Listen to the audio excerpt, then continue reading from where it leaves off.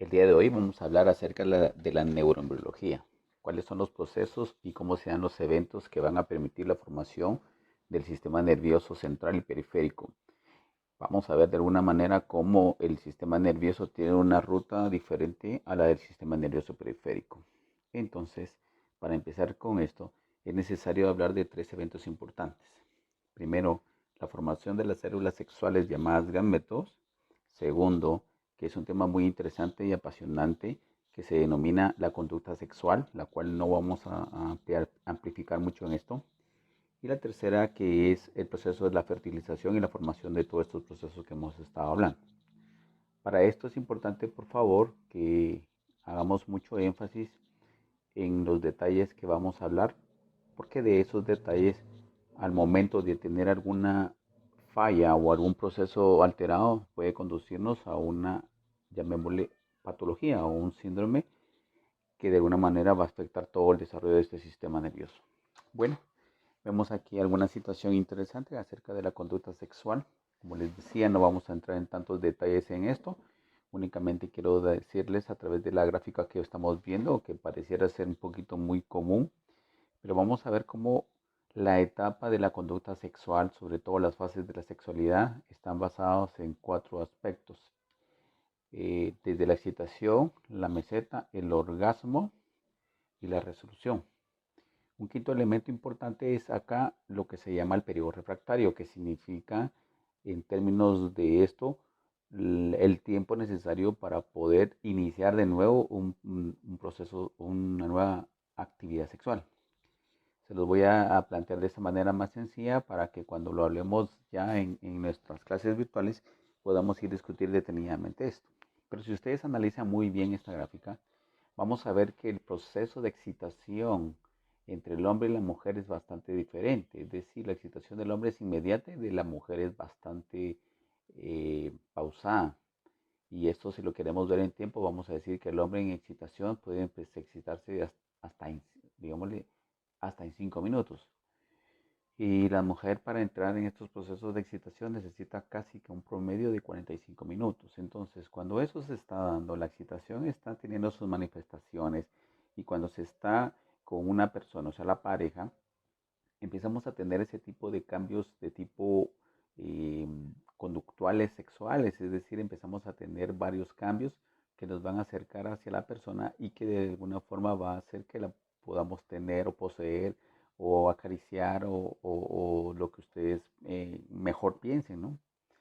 Cuando eso se da, vamos a tener ya la parte de la penetración de parte del pene hacia la vagina de la mujer, en el caso de lo que estoy hablando, y vamos a tener un proceso de meseta que significa el tiempo que usted tiene cuando está en la copulación, cuando ya hay esa integración y ese juego sexual de penetración y cuando ese tiempo se está dando, tenemos un periodo bastante, dependiendo de las condiciones, bastante intenso. Entonces, vamos a tener, por ejemplo, una meseta, es decir, un periodo donde ese tiempo de lo que se llama penetración y movimiento pélvico va a durarse dependiendo de las circunstancias. Entonces vemos el ejemplo del hombre, la meseta es un poquito corto en comparación a la meseta de la mujer, que es bastante larga, es decir, las mujeres necesitan periodos más prolongados de ese movimiento pélvico y de esa frotación para poder llegar al punto denominado orgasmo. Si ven la punta de la primera imagen es el orgasmo del hombre. Y si ustedes ven cuando luego del orgasmo, al bajar, es decir, después de la explosión sexual, viene el proceso de la resolución, que es decir, se pierde la tonicidad del pene y entonces se empieza a decaer. Este proceso de resolución significa el orgasmo, el clímax que se ha logrado obtener y que en algún momento va a bajar su intensidad hasta el punto en que la erección se pierde.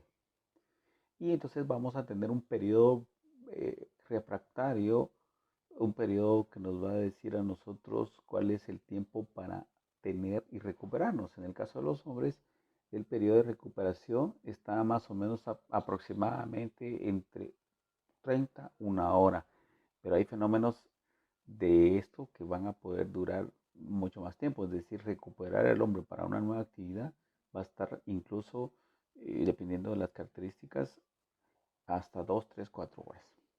Pero ustedes van a ver ahí la parte femenina. Entonces en la parte femenina vemos un orgasmo que tiene una resolución pequeñísima, cortísima, y nuevamente lo vuelve a elevar a un orgasmo. Entonces aquí yo puedo decir que estas son como los orgasmos que una mujer puede tener en esa fase.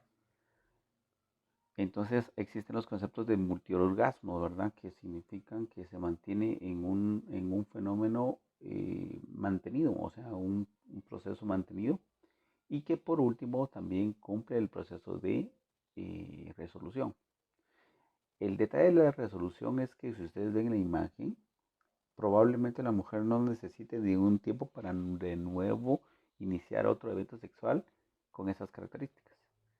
Es decir, los promedios que se hablan son 5 o 10 minutos para continuar y volver a mantener esos estadios. Mucho ojo por eso, y más adelante explicaremos cuáles son las razones antropológicas que se pueden interpretar o algunas razones psicológicas e incluso unas razones fisiológicas de esto. Estoy tratando la manera de ser lo más breve posible precisamente porque estos temas se van a discutir cuando estemos en un en vivo o en un momento de preguntas y respuestas. Aquí hacemos la mezcla de lo que hablamos anteriormente. Vean ustedes, la fase de excitación del hombre es inmediatamente, o sea, el hombre se excita rápidamente, ¿sí? Y luego, pues, que cuando tiene su orgasmo y todo, el periodo refractario, la resolución y todo eso, viene en picada. Y entonces, si yo quisiera hacer una analogía de cuánto tiempo dura el hombre teniendo un momento de excitación, orgasmo y resolución, es decir, excitación, penetración, orgasmo, eyaculación y pérdida de flacidez del pene, yo podría hacer una asociación, por ejemplo, de 10 minutos. Si pudiéramos hacer una interpretación de esos 10 minutos basados en esta gráfica, yo podría decir que para que la mujer tenga las mismas características del hombre, es decir, para que tenga esa intensidad de excitación, movimiento pélvico, orgasmo y resolución, estamos hablando más o menos de 30 minutos más de lo que el hombre necesita.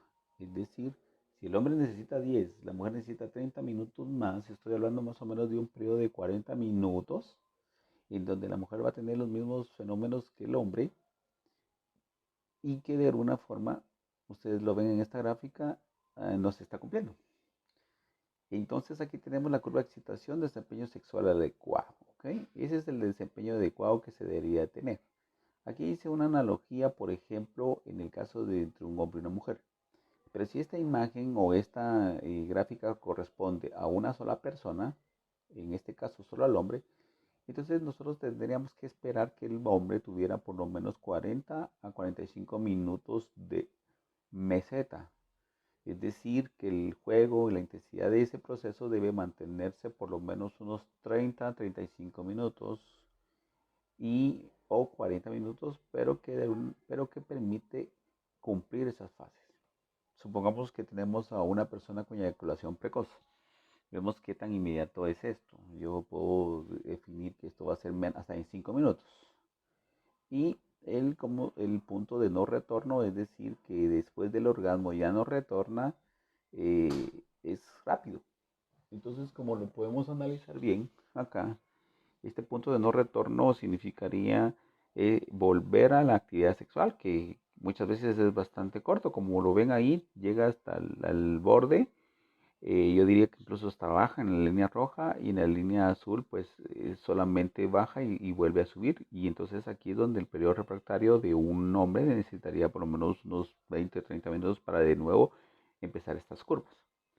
Si esto fuera una gráfica de mujer, creo que de alguna forma no estaríamos tan claros o tan bien definidos al explicar esta gráfica, porque si la curva de excitación de la mujer fuera esto, o sea, nunca hemos tenido, por ejemplo, que en la fisiología de la mujer se tenga una forma precoz, o sea, aquí no quiero utilizar el término eyaculación porque hay una controversia hasta este momento, a mi punto de vista, en que si se eyacula o no se eyacula de parte de la mujer. Hay teoría que sí, hay teoría que no. Es algo que todavía no voy a discutir en este momento, pero no se puede decir que una mujer esté teniendo periodos precoces en este sentido, porque ella mantiene, es decir, ella necesita una mayor intensidad y para lograr estos procesos necesita más tiempo. Entonces aquí les explico, bueno, en esta gráfica se explica todas las fases de la fisiología, ¿verdad? Cómo se da en el hombre, cómo se da en la mujer, cómo están los procesos que se cumplen entre ambos. Y entonces tenemos que ver las partes de, como les decía, de las fases de la sexualidad. ¿Por qué hablaba con esto? Porque lo dije al principio.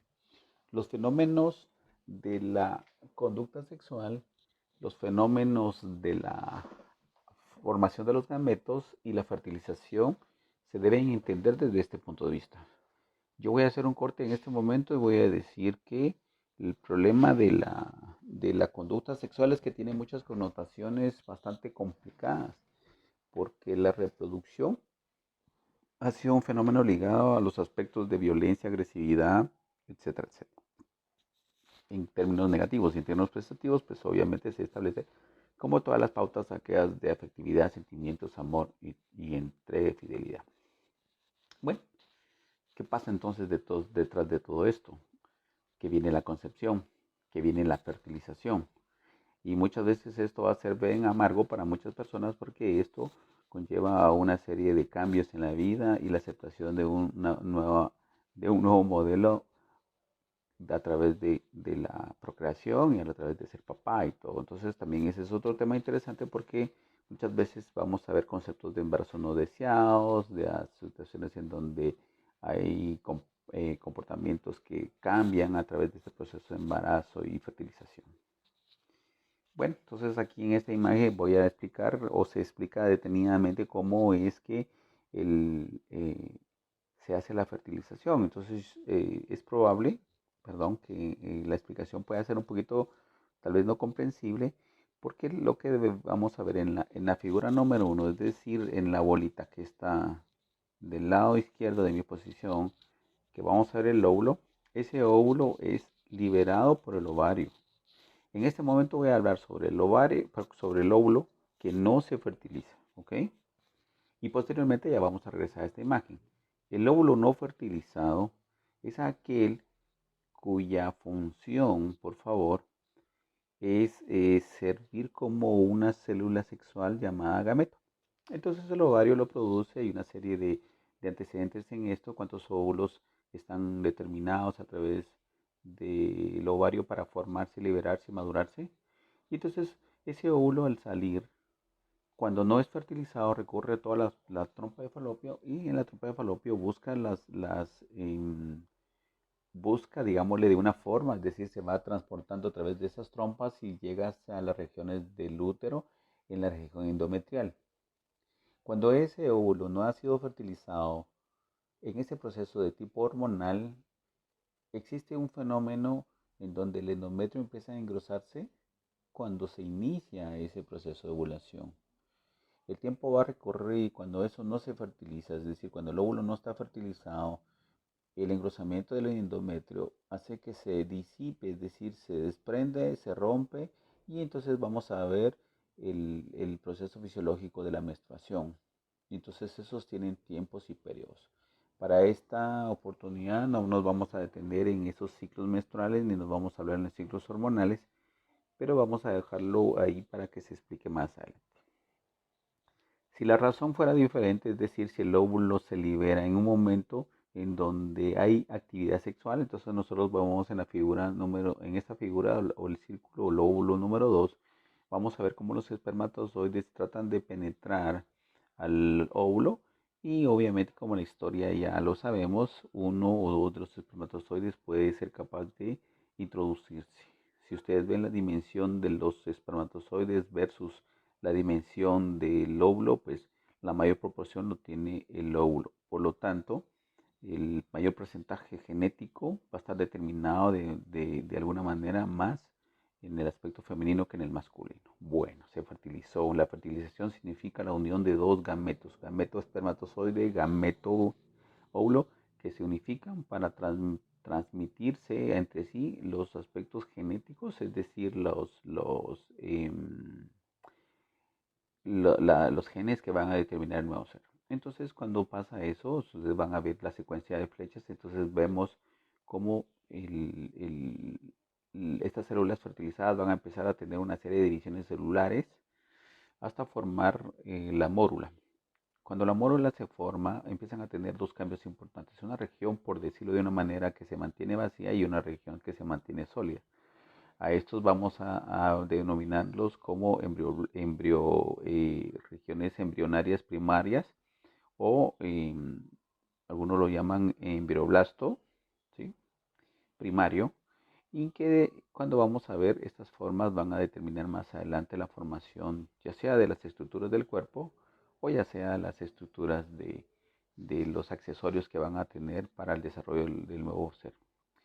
Entonces, vamos a ver que esa módula a través de la transformación celular de nuevo va a formar una célula organizada, fertilizada con un intercambio genético que empieza a ser el primordio del nuevo ser. Y ese es el blastocisto. El blastocisto es interesante porque a partir del blastocisto se empieza a producir todo lo que es el cuerpo humano.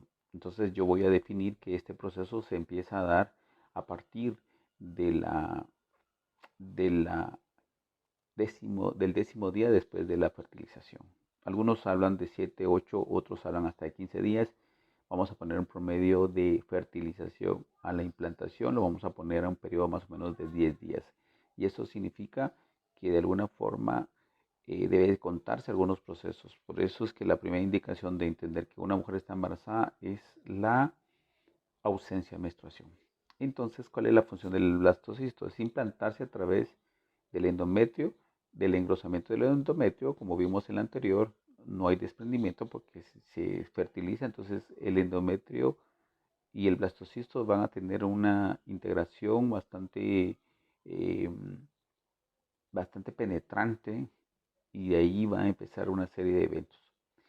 El detalle es que cuando ingresa el blastocisto lo hace a través de una desintegración del endometrio a través de unas enzimas que los vamos a definir acá, pero antes de definirlo quiero mostrarles de nuevo cómo desde el cigoto, es decir, de la célula sexual, al fertilizarse empiezan a tener una serie de divisiones desde 2, 4, 6 hasta 8 células, incluso 16 células que son la mórula. En algunas discusiones que se tiene sobre cuestiones de aborto y todas esas cosas, o algunas discusiones que se tiene sobre lo que son procesos de clonación y de ingeniería genética, algunos hablan de que el ser humano no se puede clonar. Sin embargo, para mí la falacia se mantiene porque se puede hacer de todo. Sin embargo, ¿por qué se determina esto? Porque se dice que las situaciones de laboratorio no llegan a formar una mórula o menos un blastocisto, y por eso es que no se puede llegar. En los experimentos que se han hecho es que a través del blastocisto en la implantación lo que se hace es utilizar algunos aspectos, por ejemplo, energía para hacer esa integración celular y se toman células para empezar a desarrollarlas en otras cosas como órganos, como estructuras, etcétera, etcétera. Sin embargo, eso es algo que deberíamos platicar acerca de lo que es la biotecnología o la clonación que queda en el tintero. Bueno, si se escucha alguna bulla, pues espero su comprensión. Bueno, aquí de nuevo vamos a ver cómo la célula ya del amor o blastocisto empieza como a trasladarse al endometrio y lo hace, por ejemplo, en esta imagen dice el blastocisto implantado, empieza a meterse, pero si ustedes van a ver, empieza a formar una especie como de membrana alrededor, que algunos le llaman una corona radiada, y esta corona radiada pues empieza a formar ya ciertos determinantes, por ejemplo, esa, esa membrana alrededor del blastocisto es llamado sincitio trofoblasto y la parte circular es el trofoblasto. Entonces, o citotrofoblasto. Entonces, como lo vemos acá, vamos a ver el epiblasto y hipoblasto. Esas son las regiones de color verde y color azul. Cuando eso se va formando bien, por ejemplo, en el proceso de gastrulación, el sincito trofoblasto empieza a meterse para lograr penetrar y empezar a formar los primordios de irrigación sanguínea y todos los accesorios que son necesarios.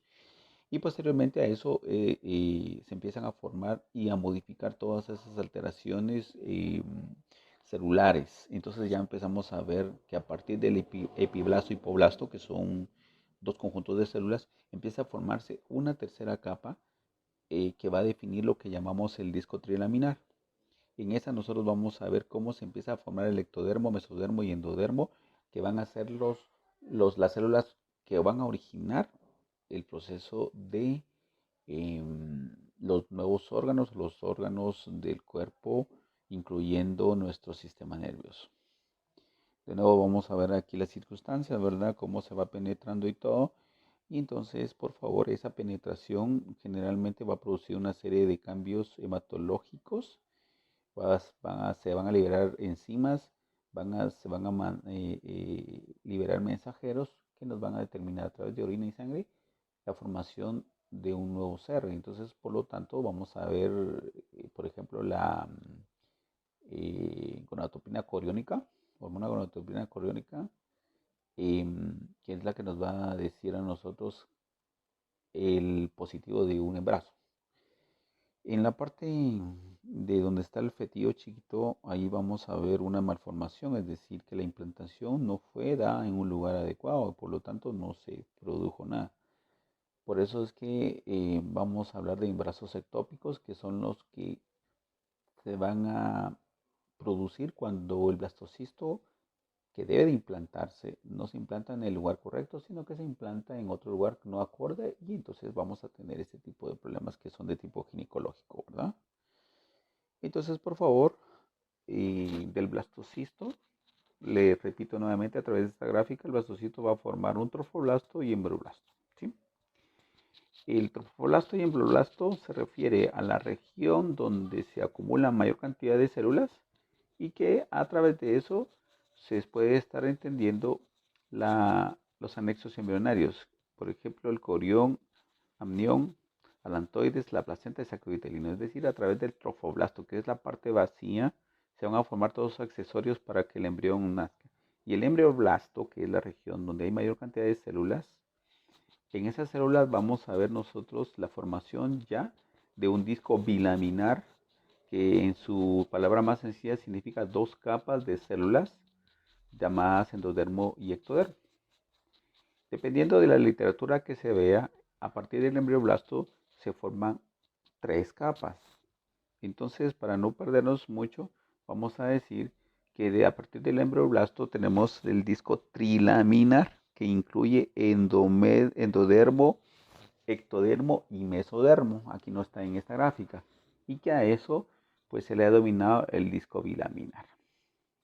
A partir de eso se pasa a un fenómeno llamado gástrula, que va a definir correctamente esas tres capas que les acabo de mencionar.